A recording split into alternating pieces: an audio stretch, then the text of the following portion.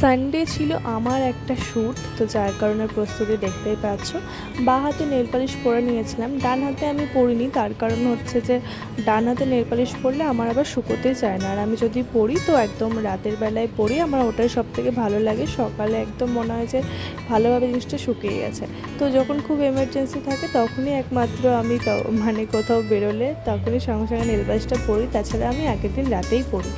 তো যাই হোক, এখানে দেখতেই পেলে আমার একটা পার্সেল চলে এসেছিলো। আসলে আমি কিন্তু এই শ্যুটের জন্যই শাড়িটা অর্ডার করেছিলাম, বাট আসছিলোই না, তো যার কারণে আমি একটা অন্য শাড়ি সিলেক্ট করেছিলাম। তো দেখলাম যে পার্সেলটা চলে এসেছে আমার।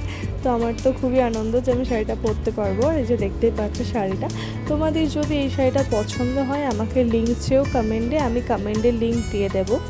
আর এদিকে চলছিল আমার ফটোশ্যুট, দেখতেই পাচ্ছ। মেকআপটা আমি নিজেই করেছিলাম, আর ফটোগ্রাফার তুলে দিচ্ছিল আমার ফটো, আরও ভিডিও ক্লিপও নিয়েছিল। তো এখানে নেওয়া হচ্ছিলো ভিডিও ক্লিপ, আর দেন তারপরে আমাদের ফটো তোলা হয়। আর তোমরা জানিও যে আমার এই লুকটা কেমন লাগছে। সিম্পলের মধ্যেই রাখার চেষ্টা করেছি, কারণ খুব একটা মেকআপ আমার বেশি ভালো লাগে না। তো এই ছিল ফটোগ্রাফার দাদা। আর এরপরে আমরা খেয়ে নিয়েছিলাম চা, আর তার আগেও আমরা চা খেয়েছিলাম কলেজ ঘাটে, দুধ চা।